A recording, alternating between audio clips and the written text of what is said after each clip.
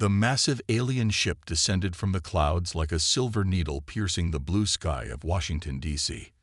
People gathered in the streets, their phones raised to capture humanity's first contact with an advanced civilization. The ship's polished surface reflected the summer sun, nearly blinding the onlookers below. Dr. Vex stood at his ship's viewing window, his four eyes narrowing as he studied the gathering crowd. His gray skin wrinkled in what his species considered a smile, but on his face it looked more like a sneer. As the leading anthropologist of the Galactic Council, he had studied hundreds of species, but humans seemed particularly amusing. Such fragile creatures, he muttered to himself, checking his atmospheric sensors one last time. Their air was barely breathable by his standards, but he could manage. No natural armor, no enhanced strength, and their technology is centuries behind ours. This will be the easiest study of my career. The landing was perfect, as expected from someone of his standing. His ship touched down on the White House lawn, where world leaders and military officials waited.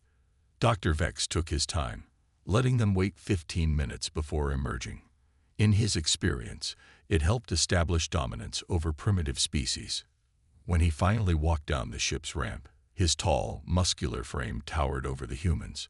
His metallic ceremonial armor caught the sunlight, creating patterns on the ground.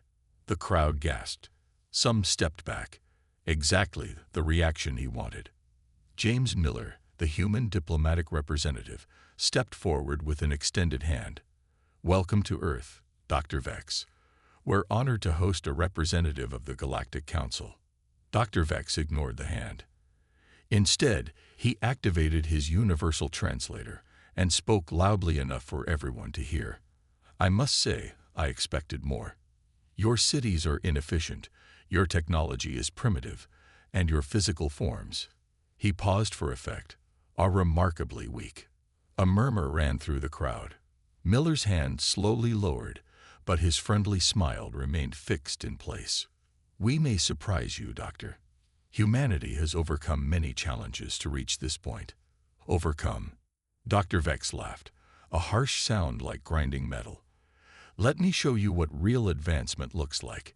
He raised his arm, and a holographic display sprang to life above the crowd, showing images of his homeworld's achievements. "My species built cities that touched the stars. We reshaped planets. We mastered gravity itself. While you were still fighting with sticks and stones, we had already mapped 1,000 galaxies." He walked around the gathering, his heavy footsteps leaving marks in the lawn. "Your strongest materials would crumble in my grip. Your fastest ships are slower than our leisure vehicles. Even your most advanced computers would be considered children's toys in our society." Admiral Peters, standing next to Miller, clenched his fists but remained silent. Other officials shifted uncomfortably, but protocol demanded they endure the insults. This was, after all, humanity's first official contact with an advanced alien civilization. "But fear not," Dr. Vex continued, his voice dripping with condescension. "The Galactic Council has sent me to study your species. Perhaps, in a few centuries, you might evolve enough to be considered for provisional membership, though I doubt it." He turned to face the news cameras directly. "I will be conducting a thorough investigation of your species over the next few months. I expect full cooperation and access to all your facilities. It's time you learned your place in the galactic hierarchy." As Dr. Vex finished his speech, dark clouds gathered overhead, as if nature itself was responding to the tension in the air. Miller and Peters exchanged glances. They had prepared for many first contact scenarios, but an openly hostile anthropologist hadn't been one of them. What Dr. Vex didn't notice, focused as he was on his own superiority, were the determined looks in the human's eyes. He missed the subtle smiles, the knowing glances, the quiet confidence. He had no way of knowing that throughout human history, nothing had united people more effectively than a common adversary who underestimated them. The stage was set. The alien who came to study humanity's weakness was about to learn some very interesting lessons about strength. 3 days after Dr. Vex's arrival, The morning news showed him lifting a tank with one hand. The alien stood in a military testing ground, holding the 70-ton vehicle above his head while reporters snapped pictures. His gray skin gleamed with pride, not even a drop of sweat visible from the effort. "As you can see," Dr. Vex announced to the cameras, "your mightiest war machines are mere toys to my kind. How can such a weak species hope to join the galactic community?" James Miller watched the broadcast from his office, a cup of coffee growing cold on his desk. The past few days had been filled with similar displays. Dr. Vex breaking through concrete walls, outrunning jets, and solving complex equations in seconds. Each demonstration came with more mockery of human capabilities. Miller picked up his phone and dialed Admiral Peters. "It's time for Plan B." An hour later, Miller walked into the alien's temporary lab at the Pentagon. Dr. Vex sat in a specially reinforced chair, writing his daily report to the Galactic Council about human inadequacies. "Dr. Vex," Miller said, his voice firm but polite, "I have a proposal for you." The alien's 4 eyes looked up from his work. "Unless you've evolved significantly in the past 3 days, I doubt you have anything interesting to propose." Miller smiled. "A challenge. A series of competitions between you and humanity. If you're so certain of our weakness, surely you're not afraid to prove it." Dr. Vex's eyes narrowed. "Afraid? Of humans? Don't be ridiculous." He stood up, towering over Miller. "What kind of challenges?" 6 tests, each one measuring different aspects of capability. You choose 3 categories. We choose 3. The results will be broadcast across Earth and sent to your Galactic Council. "And what would be the point of this exercise?" Dr. Vex asked, though Miller could see interest flickering in his eyes. "If you win the majority, Earth will accept your current assessment of our species without complaint. But if we win," Miller paused for effect, "you must revise your report to the Council and acknowledge that strength comes in many forms." Dr. Vex laughed his metallic laugh. "Very well. I accept. My first challenge will test physical strength, a simple contest of lifting and endurance. The second will measure processing speed, mathematical calculations and problem solving. The third will test reaction time and combat skills." Miller nodded. "For our challenges, first we want a test of adaptation to unexpected situations. Second, a test of resource management with limited tools. And third," he smiled, "a test of working together to solve a complex problem." "Teamwork," Dr. Vex scoffed. "How predictably human. Trying to compensate for individual weakness by clumping together. Very well, I accept these terms." They shook hands, or rather, Miller extended his hand, and Dr. Vex reluctantly touched it with one finger, as if afraid human weakness might be contagious. News of the challenge spread quickly. Within hours, social media was buzzing with excitement. Humans around the world began sending suggestions and volunteering to participate. Dr. Vex watched the reactions with amusement, not understanding that he had just made a crucial mistake. That evening, Miller met with a select group in a secure room. Admiral Peters was there, along with Dr. Lisa Brown and representatives from various fields. The room's walls were covered with data about Dr. Vex's species, gathered during his displays of superiority.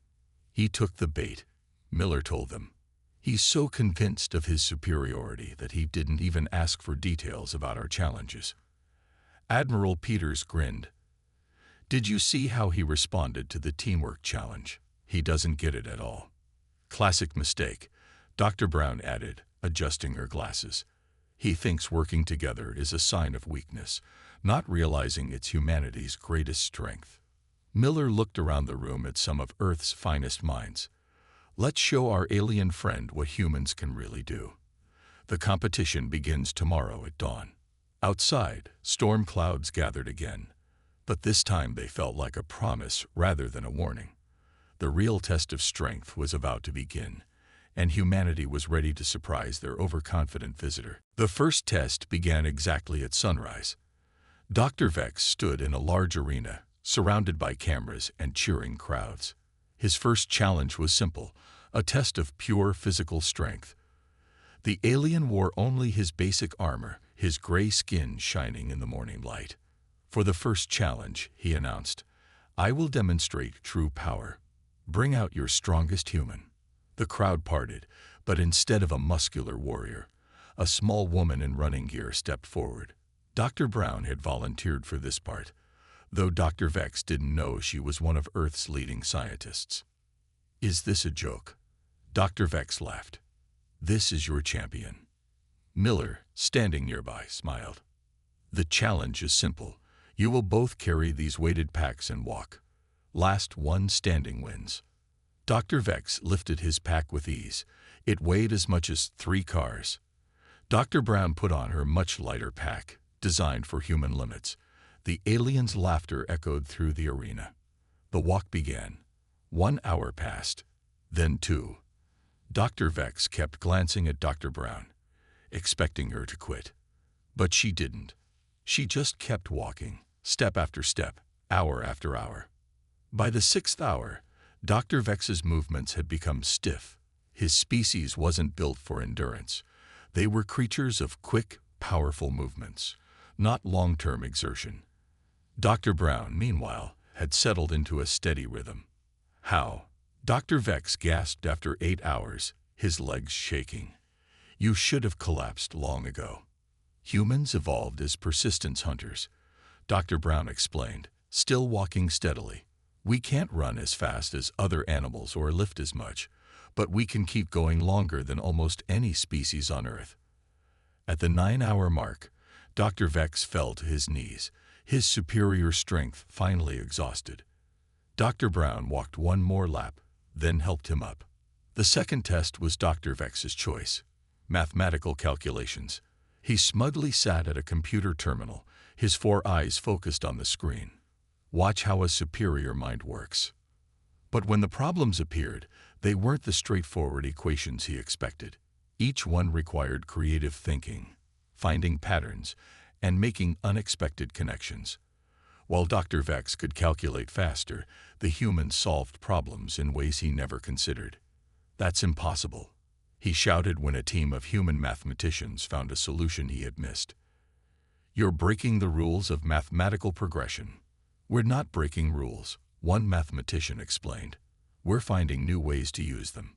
The third test was combat training, but with a twist. Instead of the straight fight Dr. Vex expected, it was a complex obstacle course. While he could smash through walls and jump higher, the humans flowed through the course like water, using the environment to their advantage. "Stop," he yelled in frustration. "You're not fighting properly." "There's no proper way to fight," Admiral Peters called out. "There's only winning and losing." By the end of the day, the score stood even. Dr. Vex had won the raw strength portion of the walking challenge and the speed calculations, but humans had won the endurance test and the creative problem-solving section. The combat course was declared a draw, his power matched by human adaptability. That evening, Dr. Vex sat in his reinforced chair, staring at his preliminary report. Nothing made sense anymore. These humans were so much weaker than his species, yet they kept surprising him. "Impossible," he muttered, watching recordings of the day's events. "They should have failed. Their bodies are fragile, their minds are so limited." But the evidence before him told a different story. What worried him most was that the humans didn't seem concerned about tomorrow's challenges. In fact, they were smiling. Miller had even wished him luck with a knowing look that made Dr. Vex deeply uncomfortable. As night fell, Dr. Vex realized something that should have been obvious from the start. He had never actually seen humans at their best.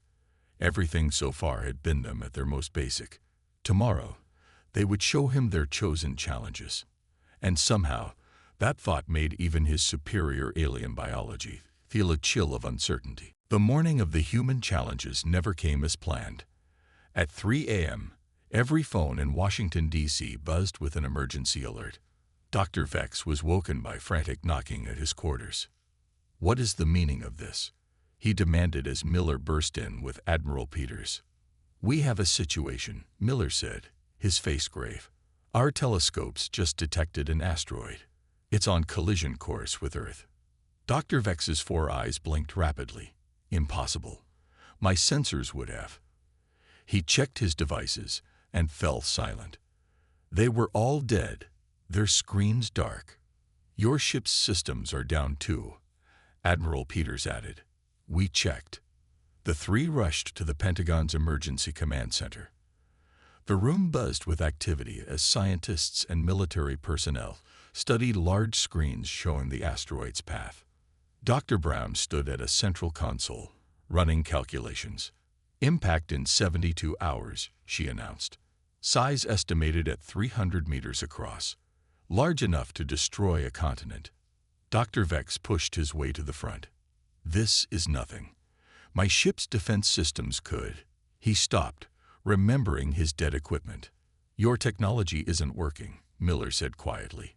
We need another solution. Then you're all doomed, Dr. Vex declared.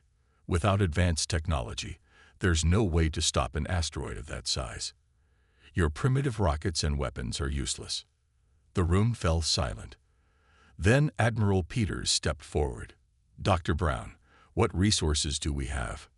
3 space-capable rockets ready for launch. Several nuclear devices. A network of satellites. And, she smiled slightly, about 7 billion humans who'd rather not die today. Miller turned to the room. You all know what to do. Let's get to work. What happened next amazed Dr. Vex. Instead of panic, the humans organized themselves with incredible speed. Teams formed automatically. People he'd seen competing against each other yesterday now worked together seamlessly. Impossible, he muttered, watching Dr. Brown coordinate with scientists across the globe. You can't solve this with outdated technology and limited resources. Watch us, Miller said, handing him a tablet showing worldwide communications. Every major space agency was online. Thousands of scientists shared ideas. Millions of home computers joined a global network running calculations. This is your adaptation test, Dr. Vex realized. You planned this. Admiral Peters laughed. The asteroid is real, Doctor. Sometimes the best tests aren't the ones you plan. Hour after hour, Dr. Vex watched in disbelief. Humans didn't follow any of the standard crisis procedures he knew. They tried multiple solutions simultaneously. When one idea failed, they immediately shifted to another. They combined technologies in ways that defied conventional logic. That won't work, he kept saying. But they ignored him, too busy trying to save their world. At hour 36, halfway to impact, Dr. Brown made a breakthrough. We can't destroy it, she announced. But we might not have to. The plan they created was insane by Dr. Vex's standards. It involved using Earth's satellites as a makeshift tracking network, precisely timing nuclear detonations not to destroy the asteroid, but to alter its course using something they called the slingshot effect. The calculations have to be perfect, Dr. Vex warned. One mistake, and... Then we better not make any mistakes, Miller said, his eyes never leaving the screens showing the worldwide effort. Dr. Vex stood in the busy command center, feeling strangely useless. His superior strength meant nothing here. His advanced knowledge was worthless without his technology. Yet these humans, these supposedly weak creatures, worked tirelessly against impossible odds. As hour 48 approached and the first stage of their crazy plan began, Dr. Vex finally understood something important. He had spent days trying to prove human weakness. Instead, he was getting a masterclass in human strength. And the greatest test was still to come. With just 24 hours left before impact, Earth's combined space agencies launched their desperate plan. 3 rockets lifted off simultaneously from different parts of the planet. One from Cape Canaveral, one from Kazakhstan, and one from the South Pacific. Dr. Vex watched the launches from the Pentagon's command center, his gray skin pale with worry. 3 primitive rockets against an asteroid. This is suicide. Watch and learn, Dr. Miller said, his eyes fixed on the main screen. Each rocket has a different job. The first rocket carried no weapons. Instead, it transported a network of small satellites designed to create a more precise tracking system. Within an hour, these satellites spread out in a web pattern, sending data back to Earth. Remarkable, Dr. Vex muttered, studying the data. You've improved your tracking accuracy by 300% with just basic technology. The second rocket moved into position behind the asteroid. Its job was not to touch the space rock, but to use its gravity, tiny as it was, to help nudge the asteroid's path. Dr. Brown called it the cosmic dance. That's impossible, Dr. Vex protested. The gravitational force is too small to matter. One small force. Yes, Dr. Brown agreed. But we're not using just one force. The third rocket carried their nuclear devices. But instead of trying to blow up the asteroid like in old movies, they had a different plan. The bombs would detonate in a careful sequence, creating a series of pressure waves. Hour after hour, they watched their plan unfold. The first rocket's satellite network gave them perfect tracking. The second rocket's gravity assist was minimal but measurable. Now everything depended on the third rocket's timing. It's not enough, Dr. Vex said, pacing the room. Even with perfect detonation, the force won't be sufficient to move something that large. That's why we're not trying to move it all at once, Admiral Peters explained. We're using something called resonance. Each explosion adds a tiny bit of force at exactly the right moment. Dr. Vex's 4 eyes widened as he understood, like pushing a child on a swing. Exactly, Dr. Brown smiled. Small pushes, perfect timing, big results. They watched as the nuclear devices deployed. The first explosion looked tiny against the massive asteroid. The second came 3 minutes later, perfectly timed with the asteroid's rotation. Then the third. Each blast seemed to do nothing, yet their instruments showed the tiniest change in trajectory. It's working, someone shouted. The room erupted in cheers. But then the fourth bomb failed to detonate. No, Dr. Vex shouted. Without the complete sequence, the trajectory change won't be enough. The room fell silent. All their calculations required that fourth explosion. Without it, Earth would still face destruction. That's when Dr. Brown stepped forward. We have a backup plan. Backup plan? Dr. Vex asked. How can you have a backup plan for a failed nuclear detonation in space? Miller smiled. Because we're human, Doctor. We always have a backup plan. They had positioned a small fleet of communication satellites nearby.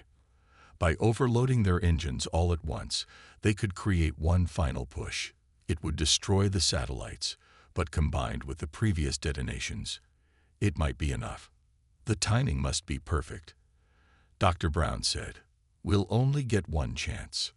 Dr. Vex watched in amazement as humans around the world coordinated the satellite burn. The precision required was incredible, all done with what he had called primitive technology just days ago. The satellites fired. Their small engines burned bright against the black of space. For a moment, nothing seemed to happen. Then their tracking system showed the change. The asteroid's path was shifting. Slowly at first, then faster as the combined effects of all their efforts added up. The room held its breath as they ran the calculations. Finally, Dr. Brown looked up with tears in her eyes. It's going to miss us, she said. We did it. The cheer that went up shook the building. Dr. Vex stood silent, watching these weak humans celebrate their victory over impossible odds. And for the first time since arriving on Earth, he felt something new. Respect. A week after the asteroid crisis, Dr. Vex stood in his ship's control room, staring at its dead systems. Earth's best engineers had tried to help, but nothing worked. His advanced technology remained silent. Perhaps, Miller suggested, standing in the doorway, it's time to finish our challenge. Dr. Vex turned all 4 eyes toward him. Your people just saved the planet with primitive technology. I believe that proves your point better than any challenge could. Maybe. But we had 3 more tests planned. Would you like to see what they were? Curiosity won over pride. Dr. Vex followed Miller to a large warehouse on the outskirts of the city. Inside, 3 different areas had been set up, each one stranger than the last. "Your first real test was the asteroid," Miller explained. "An unexpected crisis requiring adaptation. You saw how that turned out. Here's what would have been test 2. They walked to the first area. It contained only a table with random items, paper clips, rubber bands, string, and other simple things. The resource test," Miller said. "Using only these basic materials, build something that can lift that weight." He pointed to a large block of concrete. Dr. Vex stared at the simple items. "Impossible. These materials are too weak. Watch." Dr. Brown stepped forward. Within minutes, she had created a surprisingly strong pulley system using just the items on the table. The concrete block rose slowly but steadily. "How?" Dr. Vex asked. "We're used to working with limitations," Dr. Brown explained. "It forces us to be creative." The second area held a complex maze filled with water. "This was supposed to test problem solving," Miller said. "The water level keeps rising. Find a way out." But instead of one person trying to solve it, a team of humans worked together. They used their different skills, some good at spotting patterns, others at physical tasks, still others at coordinating the group. They escaped in record time. The third area was empty. "What's this test?" Dr. Vex asked. "Communication," Miller answered. As he spoke, screens lit up around them showing people from every country on Earth. "Convince all these people, who speak different languages and have different cultures, to work together toward a single goal." Dr. Vex remembered how humans had united during the asteroid crisis. No orders needed, no central control. They had simply cooperated. "I understand now," he said quietly. "Your weakness is your strength." "How so?" Miller asked. "Because you're not as strong as other species, you learn to work together. Because you're not as naturally gifted, you learn to innovate. Because you're not as tough, you learn to endure." He walked back to the first test area, picking up a paper clip. "My people would never think to use something so simple to solve a complex problem. We'd always reach for the most advanced solution. And if that solution fails," Dr. Brown asked, "then we'd be helpless, like I was during the crisis." He placed the paper clip back carefully. "Your primitive technology saved us all, because you understand something my people forgot. It's not about having the best tools, it's about how you use what you have." Miller smiled, ready to write that report to the Galactic Council. Dr. Vex straightened to his full height. "Yes, but not the report they expected. I'm going to recommend something unprecedented." "Oh, Earth shouldn't join the Galactic Council as a junior member. You should join as equals. There are things your species could teach us." He looked around the warehouse at the simple tests that would have challenged his assumptions if the asteroid hadn't done it first. "The real strength," he continued, "isn't in never falling down. It's in always getting back up. And humans never stop getting back up." Outside, the sun was setting on another Earth day.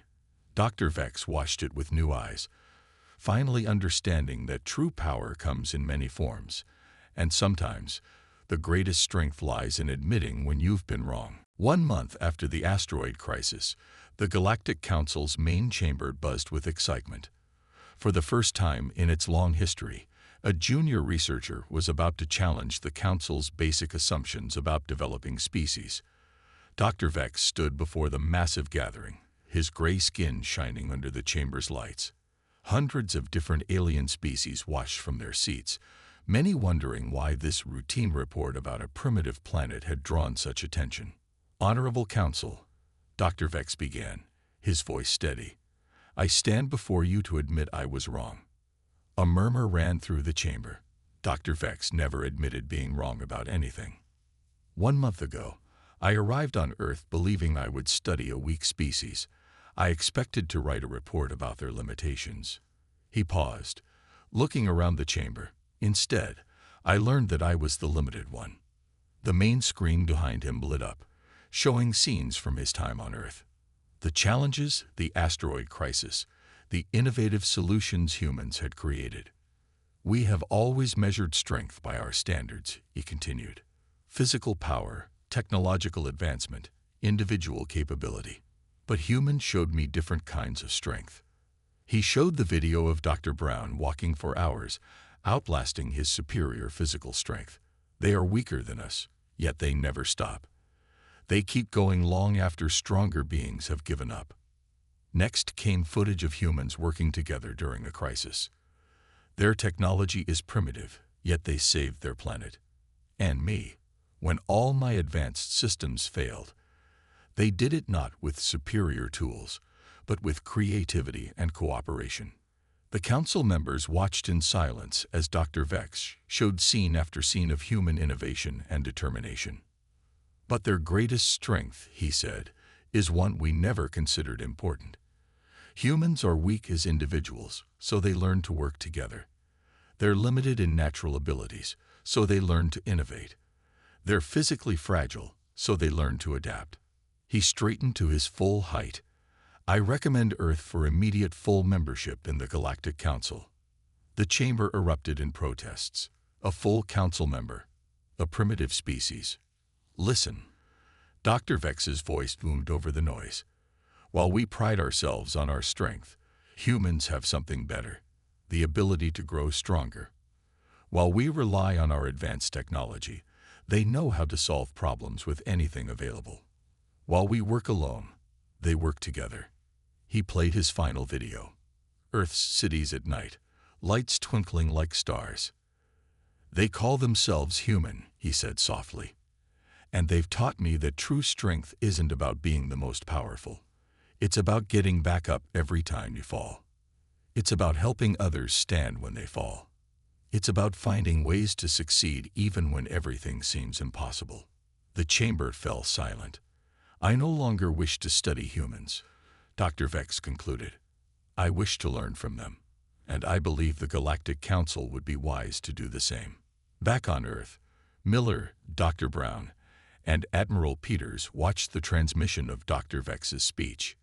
Think they'll accept his recommendation? Admiral Peters asked. Miller smiled. They might not have a choice. During the crisis, we proved we could handle galactic-level threats with basic technology. Imagine what we could do with advanced tech and proper preparation. And if they say no, Dr. Brown asked. Then we'll do what humans always do, Miller replied. We'll keep trying, keep innovating, keep working together. And eventually, they'll understand what Dr. Vex learned. In the council chamber, the votes were being cast. But on Earth, life continued as usual. Humans went about their daily lives, facing challenges, solving problems, helping each other. They didn't know it yet, but their reputation was spreading across the galaxy. Not as the strongest species or the most advanced, but as something perhaps more important. The species that never gives up, never stops trying, and proves that sometimes the greatest strength comes in forms that don't look like strength at all. The weak humans had taught a powerful alien his greatest lesson. True strength comes in many forms, and the strongest isn't always the one who appears strongest at first glance.